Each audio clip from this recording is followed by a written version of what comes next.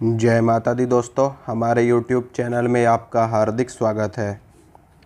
दोस्तों, आज मैं आपको माता कमला की साधना बताऊंगा। हमारे हमारे हिंदू धर्म में या हमारे सनातन धर्म में 10 महाविद्याओं के बारे में आपने सुना होगा, जिसमें जो 10वीं महाविद्या है वो माता कमला है, अर्थात माता लक्ष्मी। माता लक्ष्मी को ही तंत्र की भाषा में कमला कहा जाता है और माता कमला को ही लक्ष्मी भी कहा जाता है। कमला का अर्थात ये है कि जो देवी कमल के ऊपर विराजमान है, इसलिए इन्हें कमला कहा जाता है। यानी कि कमल के आसन पर ये विराजमान है, कमल का आसन ही इन्होंने अपने आसन के रूप में ग्रहण कर रखा है, इसी कारण से माता को कमला कहा जाता है। अब बात यह आती है कि जिस कमल के आसन पर माता विराजमान है, वास्तव में क्या ये वो वाला कमल है जो आपने देखा होगा, जो तालाब में खिलता है कमल, जो पानी में खिलता है कमल? ये वो वाला कमल नहीं है। ये कमल कौन सा है? ये वो वाला कमल है जो हमारे ब्रह्मरंध्र में सहस्त्रदल कमल खिलता है, उसी के ऊपर माता विराजमान है, माता कमला। यानी कि हमारे ब्रह्मरंध्र यहाँ पर आपने भगवान बुद्ध के सिर के ऊपर देखा होगा, पंखुड़ियाँ खिली हुई, यानी कि वो सहस्त्रदल कमल है उनके सिर के ऊपर।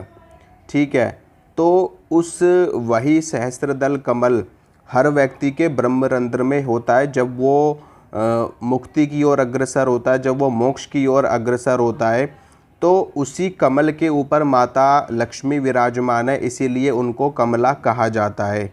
यानी कि जिनकी पूजा करने से आपको मुक्ति प्राप्त हो जाए, आपको मोक्ष प्राप्त हो जाए, ऐसे सहस्त्रदल कमल के ऊपर माता लक्ष्मी विराजमान है, इसी कारण से उनको कमला कहा जाता है। इसके साथ में भी माता के अनेकों नाम है। कोई लक्ष्मी कहता है, कोई कमला कहता है, कोई श्री विद्या कहता है, कोई माता षोडशी कहता है, कोई माता, एक तरीके से देखा जाए सब माता के ही अलग अलग रूप हैं। कोई इन्हें दुर्गा के नाम से जानता है, कोई इन्हें काली के नाम से जानता है, कोई इन्हें सरस्वती के नाम से जानता है, कोई इन्हें त्रिपुर सुंदरी कहता है, कोई इन्हें श्री विद्या कहता है। सब माता के ही अलग अलग स्वरूप हैं। जिस स्वरूप की आवश्यकता जहाँ पर होती है, तो माता कमला, माता लक्ष्मी अपने आप को उसी स्वरूप में अवतरित कर लेती हैं। तो आज मैं आपको माता लक्ष्मी की, माता कमला की साधना बताने वाला हूँ। अगर निरंतर इनके मंत्र का जाप किया जाए तो इस ब्रह्मांड में ऐसी कोई वस्तु नहीं है जो आपको प्राप्त ना हो, क्योंकि माता कमला, माता लक्ष्मी भगवान श्री हरि नारायण की अर्धांगिनी है, उनकी पत्नी है। उनके साथ क्षीर सागर में शेषनाग की शैया पर विराजमान है और वहीं पर उनका आसन है, वहीं पर सदैव भगवान श्री हरि की सेवा में रहती है और उनके साथ हैं।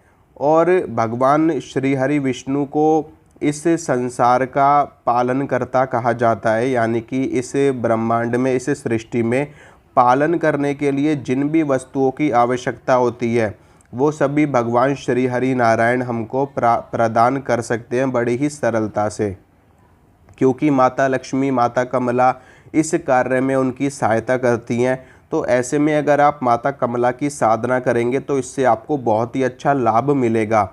इसके साथ में माता कमला की साधना करने से अष्ट सिद्धियां भी प्राप्त होती हैं।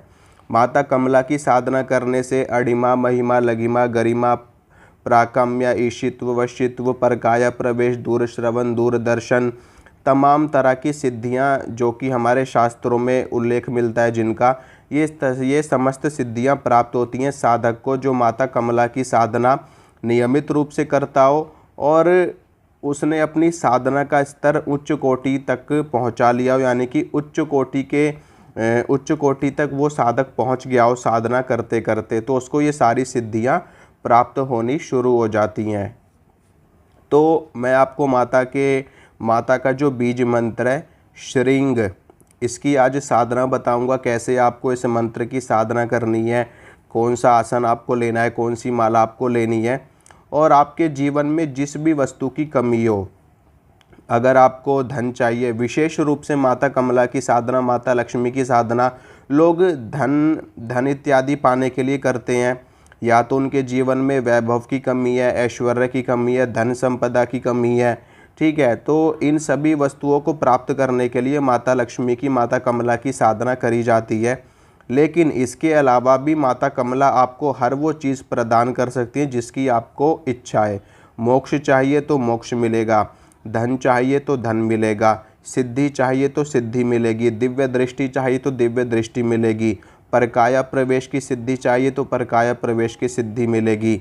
इसके अलावा दूर श्रवण, दूरदर्शन, यानी कि कहने का मतलब ये है कि जिस भी चीज़ को आप चाहते हो ना, आपके मन में अगर वो इच्छा जागी कि मुझे इस चीज़ की ज़रूरत है, वो चीज़ आपको तत्काल प्राप्त हो जाएगी जब आपकी साधना का स्तर बढ़ जाएगा, यानी कि जब आपको माता कमला की सिद्धि प्राप्त हो जाएगी। तो मैं आपको बताता हूँ माता कमला की साधना आपको कैसे करनी है। देखिए, माता कमला की साधना आप पूर्णिमा से शुरू कर सकते हो, शुक्ल पक्ष के शुक्रवार से शुरू कर सकते हो। इसके साथ में कोई भी अच्छा मुहूर्त हो, कोई भी अच्छा नक्षत्र हो, होली का दिन हो, दिवाली का दिन हो, और भगवान विष्णु का कोई दिन हो, ठीक है, एकादशी का दिन हो, चतुर्दशी का दिन हो, इसके अलावा योगिनी एकादशी हो, हनुमान जयंती हो, यानी कि कोई भी अच्छा मुहूर्त, गुरु पुष्य योग, रवि पुष्य योग और सर्वार्थ सिद्धि योग, तो कोई सा भी अच्छा मुहूर्त हो, कोई सा भी अच्छा दिन हो। और अगर कोई भी मुहूर्त आपको नहीं मिल रहा है, कोई भी दिन आपको अच्छा नहीं मिल रहा है, तो शुक्ल पक्ष के शुक्रवार से आप ये साधना शुरू कर लो।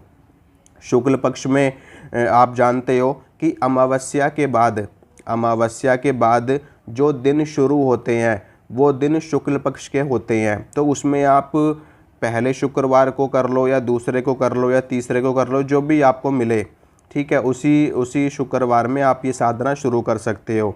इस साधना में आपको करना क्या है कि जो मैं आपको बीज मंत्र, ये बीज मंत्र की साधना है, और इस बीज मंत्र का आपको 11 लाख या 12 लाख की संख्या में जाप करना है। अगर आप इतना जाप नहीं कर सकते, अगर आप 11 लाख की संख्या में बीज मंत्र का जाप नहीं कर सकते, तो फिर आप इसका 1.25 लाख भी जाप कर सकते हो, 5 लाख भी जाप कर सकते हो। मतलब कि जितना आपका सामर्थ्य है उतने का आप संकल्प ले लो, यानी कि आप 1.25 लाख का संकल्प ले लो, या तो 5 लाख का संकल्प ले लो, 7 लाख का संकल्प ले लो, या फिर 11 लाख का आप संकल्प ले लो। देखिए, अगर आपको वाकई में किसी चीज़ की प्राप्ति करनी है, कुछ पाना है अपने जीवन में, तो आपको मेहनत तो करनी पड़ेगी। जो भी लोग आईएएस की तैयारी करते हैं, पीसीएस की तैयारी करते हैं, वो लोग 6-6 घंटे, 8-8 घंटे पढ़ाई करते हैं। जो लोग जुडिशियल एग्ज़ाम्स की तैयारी करते हैं वो लोग भी 8-8 घंटे, 6-6 घंटे, 5-5 घंटे, 4-4 घंटे, जिसके पास जैसा टाइम है उसके हिसाब से वो लोग मेहनत करते हैं, और उनकी मेहनत सफल भी होती है, ठीक है। और जो लोग बॉडी बिल्डर हैं, जो लोग बॉडी बिल्डिंग में जाते हैं, वो लोग बॉडी बिल्डिंग करते हैं, 5-5 घंटे, 6-6 घंटे जिम में बिताते हैं। क्यों? क्योंकि बड़े बड़े कंपटीशन उनको लड़ने होते हैं, स्टेट लेवल के, फिर उसके बाद स्टेट लेवल से आगे बहुत सारे लेवल होते हैं इनके भी, वहाँ पर उनको कंपटीशन लड़ना होता है। तो वो लोग भी अपनी पूरी मेहनत करते हैं, 6-6 घंटे, 8-8 घंटे जिम करते हैं। इसके अलावा आप और भी सारी चीज़ों को देख सकते हो। जॉब में देख लो, लोग जॉब में मेहनत कर रहे हैं, लोग बिज़नेस में मेहनत कर रहे हैं, हर चीज़ में लोग जी जान लगा करके मेहनत कर रहे हैं। किस लिए? अपने आप को सक्सेस बनाने के लिए। तो अगर आप एक साधक हो, अगर आप एक साधक नहीं भी हो और आपको कुछ प्राप्त करना है जीवन में, तो इसके लिए भी अगर आप साधना करोगे तो आपको इस फील्ड में भी, इस लाइन में भी मेहनत आपको करनी पड़ेगी। ऐसी कोई भी फील्ड नहीं है जहाँ पर आपको बिना मेहनत के कुछ प्राप्त हो जाए, या ये कह लो आप कि ये इस दुनिया का नियम ही नहीं है कि आपको बिना मेहनत के कुछ मिल जाए। कुछ नहीं मिलता, कुछ भी नहीं मिलता। यहाँ तक कि अगर आपको रोटी भी खानी है तो उसके लिए भी आपको पहले आटा गूंदना पड़ेगा, फिर रोटी सेकनी पड़ेगी, फिर उसके बाद बहुत सारा, मतलब इसमें भी आपको मेहनत करनी पड़ेगी। बैठे बिठाए कुछ नहीं मिलता। और ये तो साधना है, ये तो इन सारी चीज़ों से भी श्रेष्ठ चीज़ है। आप ये सोचो, आप मोक्ष को प्राप्त करना चाहते हो, आप मुक्ति को प्राप्त करना चाहते हो, तो मुक्ति क्या ऐसी मिल जाएगी कि बस 15 मिनट के लिए मंत्र का जाप कर लिया और आपको मुक्ति मिल गई, या 5 मिनट? हम तो डेली जोत बत्ती करते हैं, जोत बत्ती करने से मुक्ति मिलने लगी तो फिर तो हर कोई मुक्त हो जाएगा। साधना करनी है, अगर सिद्धि प्राप्त करनी है, अगर आपको वाकई में माता कमला की सिद्धि करनी है, मैं यहाँ पे सिद्धि की बात कर रहा हूँ, ठीक है। मैं सामान्य पूजा आप करो बहुत अच्छी बात है, आधे घंटे करो, 1 घंटे करो, बहुत अच्छी, 1 घंटे भी अगर आप पूजा कर रहे हो तो भी आपको धीरे धीरे सफलता मिल जाएगी, धीरे धीरे सिद्धि आपको मिल जाएगी, क्योंकि 1 घंटा भी कम नहीं होता, अपने आप में बहुत होता है।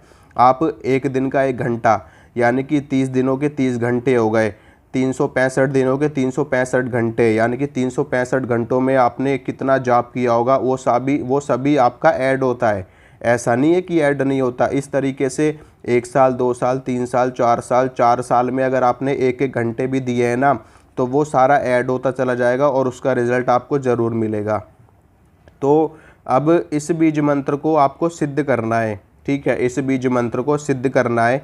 इस बीज मंत्र की सिद्धि के भी अलग अलग स्तर हैं, ठीक है। जब ये बीज मंत्र पहले स्तर में सिद्ध होता है तो आपको मटेरियलिस्टिक बेनिफिट्स मिलते हैं, यानी कि इस संसार में जो ये आपके मूल आधार हैं, जो आपकी बेसिक चीज़ें हैं, ये सारी चीज़ें आपको मिलती हैं जब आपको पहले स्तर की सिद्धि प्राप्त होती है।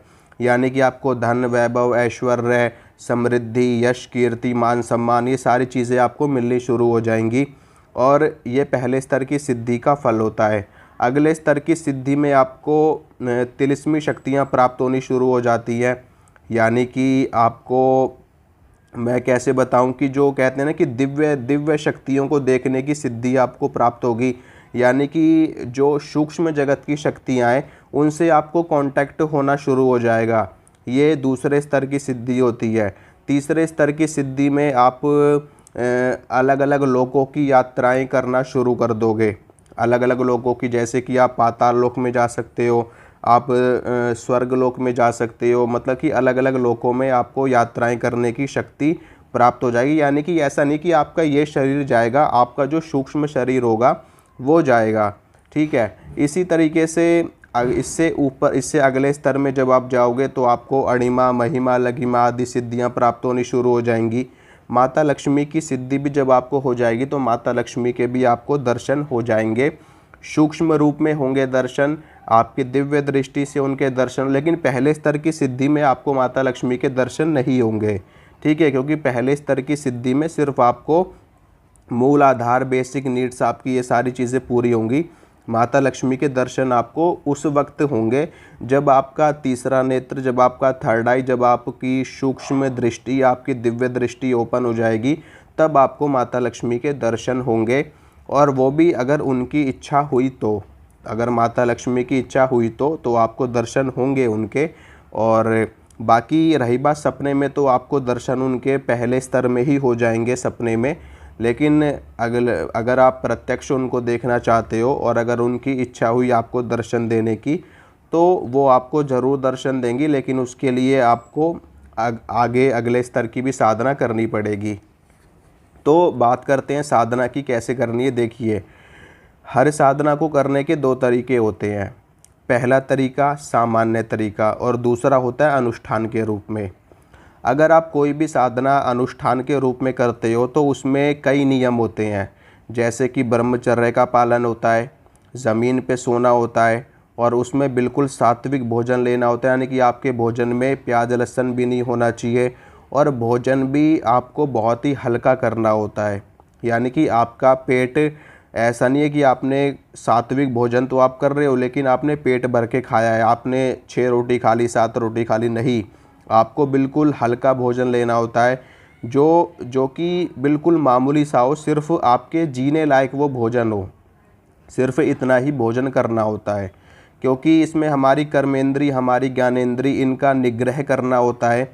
जब हमारा स्थूल शरीर से संबंध थोड़ा सा कटता है और हम प्राणमय शरीर में जाते हैं तो वहाँ से हमारी उन्नति आगे शुरू होनी होती है। तो ये अनुष्ठान के रूप में बहुत लंबी वीडियो हो जाएगी, ये सारी चीज़ें मैं आपको बीच बीच में बताता रहता हूँ ताकि आपको थोड़ी सी जानकारी हो इन सब चीज़ों की भी।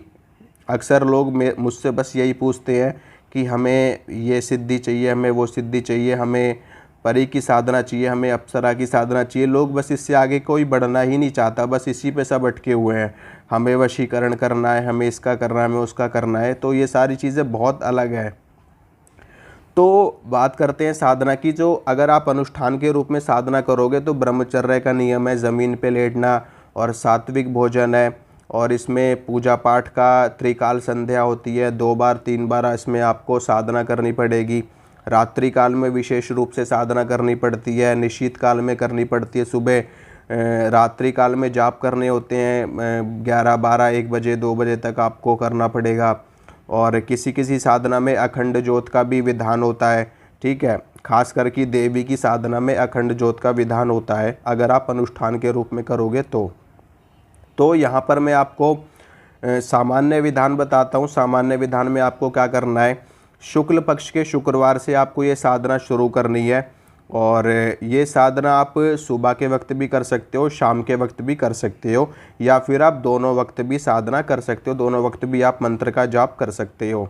तो आपको अपने सामने एक लकड़ी का बाजोट लेना है, लकड़ी का पटरा लेना है, उसके ऊपर पीले रंग का या फिर लाल रंग का आपको वस्त्र बिछा देना है। उसके ऊपर माता लक्ष्मी की बड़ी सी फ़ोटो आपको रखनी है। बड़ी सी फ़ोटो मैं इसलिए कह रहा हूँ क्योंकि देखिए, जब आपके सामने कोई विग्रह बड़ा सा होता है ना, तो उससे एक भाव जागृत होता है अपने आप। छोटी फ़ोटो में भाव इतना आता नहीं है। ये मैं अपने अनुभव के आधार पे आपको बता रहा हूँ, बाकी हो सकता है आपका छोटी फ़ोटो में भी भाव आ जाता हो, लेकिन ये चीज़ वाकई में काम करती है। आप कभी आजमा के देखना। आप मंदिर में जाते हो तो मंदिर में बड़ी सी मूर्ति होती है, और ऐसे लगता है जैसे वो मूर्ति बिल्कुल आपसे कुछ कह रही हो, आपसे कुछ बात कर रही हो, तो एक ज़्यादा भाव निकलता है बड़ी सी फ़ोटो को देख के। और वहीं पर आप अपने घर में देखोगे तो इतना भाव नहीं आता। तो आपको बड़ी सी फ़ोटो रखनी है माता लक्ष्मी की उस वस्त्र के ऊपर। माता लक्ष्मी की फ़ोटो के ऊपर आपको कोई चुनरी या फिर कोई लाल रंग का या पीले रंग का वस्त्र भी डालना है, क्योंकि कोई भी फ़ोटो मतलब कि ऐसे नंगी फ़ोटो नहीं रखी जाती। दीवार के सारे लोग अक्सर रख देते हैं ऐसी। तो उनका भी एक कहते हैं ना कि जब एक सिर के ऊपर एक कपड़ा होना चाहिए, जिस तरीके से हमारे हिंदू धर्म में, हमारे शास्त्रों में, हमारे जो महिलाएं होती हैं वो बड़े बुज़ुर्गों के सामने पल्ला कर लेती हैं।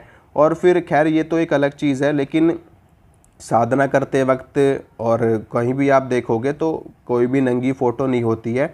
तो आपको एक वस्त्र डालना है फ़ोटो के ऊपर। अब उसके बाद आपको वहाँ पर बैठ कर के जो भी आपकी, अब बात आती है पहले दिन। जब आप पहले दिन साधना शुरू करोगे माता लक्ष्मी की, तो तब आपको माता लक्ष्मी को एक लाल रंग की बड़ी सी चुनरी अर्पित करनी है माता को, ठीक है। वैसे मैं आपको ये भी सजेशन दूंगा कि माता लक्ष्मी को आप एक साड़ी भी अर्पित कीजिए अगर आपका सामर्थ्य है तो। अगर आपका सामर्थ्य नहीं है तो आप माता लक्ष्मी को एक लाल रंग की या गुलाबी रंग की या पीले रंग की या किसी भी रंग की आप माता लक्ष्मी को बड़ी सी चुनरी अर्पित कीजिए। और इसके साथ में माता लक्ष्मी को 16 श्रृंगार भी अर्पित कीजिए। जो श्रृंगार का सामान है वो पैकेट वाला नहीं होना चाहिए, वो खुला होना चाहिए, ठीक है। ये आपको माता लक्ष्मी को अर्पित करना है। अब माता लक्ष्मी के सामने एक जल का लोटा भी आपको ज़रूर रखना है, ठीक है। उसमें आप रोली डाल सकते हो या फिर आप सीधा सिंपल जल रखो बस। उसमें वो जल साफ़ होना चाहिए बिल्कुल, और वो जल आप रखिए, एक आध बूंद उसमें गंगा जल की डाल दो। और वहाँ पर माता लक्ष्मी को प्रसाद के रूप में आप मिश्री के दाने दे सकते, क्योंकि साधना आपको रोज़ करनी है तो रोज़ आप मिठाई, बर्फ़ी, पेड़े इत्यादि अर्पित नहीं कर सकते। तो आपको थोड़े से मिश्री के दाने रोज़ माता को अर्पित करने हैं। लेकिन हाँ, पहले दिन आपको माता को 5 प्रकार की या 7 प्रकार की मिठाई अर्पित करनी है ज़रूर, ठीक है। क्योंकि पहले दिन तो आपको देना ही है ये सारी चीज़ें। पहले दिन माता को साड़ी दे सकते हो, लाल रंग की चुनरी दे सकते हो, 16 श्रृंगार आप दे सकते हो, और 5 प्रकार की या 7 प्रकार की आपको मिठाई अर्पित करनी है माता को। लौंग माता को अर्पित करनी है, माता को इलायची अर्पित करनी है, और इसके साथ में माता को एक मीठा पान भी आपको ज़रूर अर्पित करना है माता लक्ष्मी को, ठीक है। ये सारी चीज़ें, ये उनके भोग का सामान है, ये उनको अर्पित करना है। कि जल का लोटा आपको वहाँ पर रखना है, और इसके साथ में आपको श्रीयंत्र भी रखना है। श्रीयंत्र अगर आपके पास नहीं है तो भी कोई दिक्कत नहीं है, अगर है तो आप रख सकते हो, अगर नहीं है तो आपको अलग से लेने की आवश्यकता नहीं है। क्योंकि यंत्र का इस्तेमाल उस जगह पर किया जाता है जहाँ पर आपके सामने कोई चित्र ना हो, कोई विग्रह ना हो। क्योंकि यहाँ पर माता लक्ष्मी का विग्रह, माता लक्ष्मी की फ़ोटो या मूर्ति आपके पास है, तो इस अवस्था में आपको यंत्र की आवश्यकता नहीं है। ठीक है, फिर भी अगर आपके पास है तो आप रख लीजिए, तो कोई आपत्ति वाली बात नहीं है उसमें। और उसके बाद आपको संकल्प लेना है। संकल्प में आपको ये बोलना है कि हे माता लक्ष्मी, मेरा नाम ये है, मेरे पिताजी का नाम ये है, और मैं इस उद्देश्य हेतु आपकी साधना कर रहा हूँ और आपके बीज मंत्र का जाप कर रहा हूँ। इसके साथ में जो ये बीज मंत्र है श्रृंग, ठीक है, ये बीज मंत्र है श्रृंग, इसको मैं श्रृंग पढ़ता हूँ। इसको आप अगर श्रीम पढ़ते हो तो आप श्रीम भी पढ़ सकते हो और श्रृंग भी पढ़ सकते हो, दोनों ही सही है। इस मंत्र को भोजपत्र के ऊपर आपको लिख लेना है, श्रृंग या फिर श्रीम करके लिख लेना है, और उस भोजपत्र को माता लक्ष्मी के विग्रह के बिल्कुल ठीक साथ में आपको रख देना है। ठीक है, उसके बाद देसी घी का दीपक आपको प्रज्वलित कर लेना है, धूप अगरबत्ती जला लेनी है आपको, और संकल्प मैंने आपको बताया कि किस उद्देश्य हेतु आप संकल्प ले रहे हो, तो वो सब आपको बोल देना है। और उसके बाद आपको सर्वप्रथम गणेश जी की पूजा शुरू करनी है। ठीक है, गणेश जी की पूजा के लिए आपको अगर श्लोक वगैरह आते हैं तो आप श्लोक पढ़िए, नहीं तो आप गणेश चालीसा का पाठ कर सकते हो। गणेश चालीसा भी अगर आपको नहीं आती है तो आप 11 बार या 21 बार ओम श्री गणेशाय नमः, ओम श्री गणेशाय नमः, ओम श्री गणेशाय नमः, इस तरीके से आप इसका पाठ कर सकते हो। नहीं तो ओम गंग गणपतये नमः, ओम गंग गणपतये नमः, ओम गंग गणपतये नमः, इस मंत्र का भी आप जाप कर सकते हो। ठीक है, तो ये इसके बाद आपको क्या करना है कि भगवान विष्णु की पूजा करनी है। ठीक है, भगवान विष्णु की पूजा क्यों बता रहा हूँ मैं, क्योंकि भगवान विष्णु माता कमला के, माता लक्ष्मी के पति हैं, उनके अर्धांग हैं। ठीक है, तो भगवान विष्णु के भी मंत्र का 11 बार या 21 बार जाप कर लेना। मैं आपको बता देता हूँ, ओम नमो भगवते वासुदेवाय, या तो ये वाला मंत्र आपको पढ़ना है, ओम नमो भगवते वासुदेवाय, या फिर आपको पढ़ना है ओम नमो नारायणाय, ओम नमो नारायणाय। इन दोनों में से कोई सा भी मंत्र आपको पढ़ना है 11 बार या 21 बार। इसके बाद माता लक्ष्मी की साधना आप शुरू कर सकते हो। जो बीज मंत्र है, इस बीज मंत्र का जाप आप रुद्राक्ष की माला से कर सकते हो, कमलगट्टे की माला से कर सकते हो, तुलसी की माला से कर सकते हो, या फिर स्फटिक की माला से भी आप कर सकते हो। इन चारों मालाओं में से कोई सी भी माला आप इस्तेमाल कर सकते हो। और बीज मंत्र का जाप आप अपने जो आपने संकल्प लिया है उसके हिसाब से आपको जाप करना है। अगर आप रोज़ की 100 माला कर रहे हो, यानी कि रोज़ आप 10,000 बार बीज मंत्र का जाप कर रहे हो, 100 माला पे 10,000 हो जाता है। और इसमें अगर आप कर रहे हो डेली, तो बीज मंत्र है खाली श्रीम श्रीम श्रीम श्रीम श्रीम श्रीम श्रीम श्रीम श्रींग श्रींग श्रींग श्रींग श्रींग, इस तरीके से आपको पढ़ना है, तो बहुत जल्दी आपकी हो जाएगी। तो मैं तो कहूँगा इसमें आप रोज़ की 200 या 300 माला निकालो। ठीक है, अगर आप इतना नहीं कर सकते तो 100 माला कर लो। 100 माला ऐसे आपकी ज़्यादा से ज़्यादा 1.5-2 घंटे के अंदर अंदर हो जाएगी। तो इसके बाद आप जितना भी आपने जाप किया है वो सारा जाप माता लक्ष्मी को अर्पित करना। अर्पित कैसे करना है? अर्पित करने के लिए कोई आपको वस्तु लेने की आवश्यकता नहीं है, बस मन ही मन माता लक्ष्मी से प्रार्थना करनी है, हे देवी, मैंने जितना भी जाप किया है ये सारा जाप आप स्वीकार करो और मेरी मनोकामना पूरी करो। ठीक है, इतना बोल करके आप अर्पित कीजिए, माता लक्ष्मी को प्रणाम कीजिए, अपनी गलतियों के लिए क्षमा मांगिए, अपने अधूरे कामों के लिए क्षमा मांगिए, अपनी पूजा में जो भी आपने त्रुटि की है, भूल चूक करी है, उसके लिए क्षमा मांगिए। हर चीज़ के लिए आपको क्षमा मांगनी है। और इस बीज मंत्र का जाप आप करना है। इस बीज मंत्र के जाप की जो पहली सिद्धि मैं आपको बता रहा हूँ, जो पहले स्तर की सिद्धि मैंने आपको बताई है, वो होती है 11 लाख पे। ठीक है, किसी की 11 लाख पे हो जाती है, किसी की 12 लाख या 13 लाख पे हो जाती है, किसी को 10 लाख पे भी हो जाती है। तो पहले स्तर की सिद्धि इसकी 11 लाख पे हो जाती है। तो 11 लाख जाप आपको करना है, और 11 लाख जाप के बाद आप अपनी साधना को रोक सकते हो। और जो लोग आगे बढ़ना चाहते हैं, जिनको और भी चीज़ें करनी है, या जिनकी इष्ट माता लक्ष्मी है, उनके लिए तो बहुत अच्छा है, वो इस साधना को करते रहें कंटिन्यू। तो नियमित रूप से इसी तरह से आपको साधना करनी है। जो मैंने मिठाई बताई है, वस्त्र और मीठा पान, ये आपको सिर्फ पहले दिन अर्पित करना है। अगले दिन से बस माता लक्ष्मी के सामने एक लोटा जल आपको रखना है और धूप बत्ती जला देनी है, देसी घी का दीपक जला देना है और थोड़े से मिश्री के दाने या चुनौरी के दाने या जो भी प्रसाद हो, बताशे हो आपके पास, बस वो अर्पित करते रहना है रोज़ माता लक्ष्मी को और अपनी साधना आप स्टार्ट कर सकते हो। गणेश जी की पूजा, भगवान विष्णु की पूजा, ये सारी पूजा आपको डेली करनी है। अगर आपने किसी देवता की सिद्धि कर रखी है, आपके जो कुल देवता हैं जो चलते हैं हमेशा पूजा में पहले, या आपकी मान्यता है कि कोई भी आप अनुष्ठान वगैरह शुरू करते हो या कोई भी नया काम आप शुरू करते हो तो उसमें उन कुल देवता को भोग प्रसाद वगैरह दिया जाता है, तो वो सब आपको देना है उनको। अगर आपके घर की जैसी मान्यता होगी, जो भी आपके घर में बड़े बुजुर्ग करते रहे हैं वो आपको पहले करना है, उसके बाद ही ये साधना करनी, तभी ये साधना लग पाएगी आपकी। ठीक है, तो ये थी थोड़ी सी जानकारी। इसमें आपको हवन भी अपनी सामर्थ्य अनुसार करना है। हवन के लिए मैंने आपको बताया कि जो सामान्य सामग्री आती है हवन की, सामान्य सामग्री जो आती है हवन की, वो आपको ले लेनी है।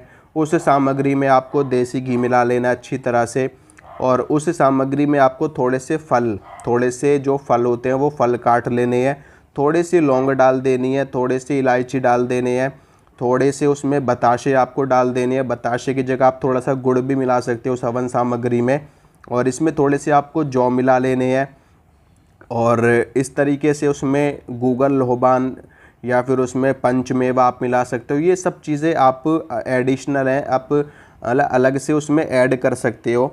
अगर नहीं भी करना है तो भी कोई दिक्कत नहीं है, सामान्य बिल्कुल बताता हूँ। खाली हवन सामग्री लीजिए, उसमें देसी घी मिक्स करिए और उसके बाद सीधा आप हवन कर सकते हो। हवन शुरू करने से पहले जब आप अग्नि प्रज्वलित कर लोगे, हवन की जब अग्नि प्रज्वलित कर ली जाती है तो सबसे पहले अग्नि देवता की पूजा होती है। ठीक है, तो सबसे पहले आपको अग्नि देवता की पूजा करनी है या फिर माँ ज्वाला की पूजा आपको करनी है। अगर आप शाक्य संप्रदाय से हैं तो माँ ज्वाला की पूजा की जाती है शाक्य संप्रदाय में, तो या तो अग्निदेव की पूजा करिए या फिर माँ ज्वाला की पूजा करिए। इन दोनों की पूजा करने के बाद, ठीक है, अग्निदेव की आहुतियाँ आपको करनी है, मतलब कि अग्निदेव की पूजा में फिर सारी चीज़ें आ गई, उनकी आहुति भी आ गई। ठीक है, और उसमें उसके बाद फिर गणेश जी की आपको 11 आहुतियाँ डालनी हैं, फिर भगवान विष्णु की डालनी है, भगवान शिव की डालनी है, इन सभी की डलती हैं आहुतियाँ, 5-5 आहुति, 11-11 आहुति।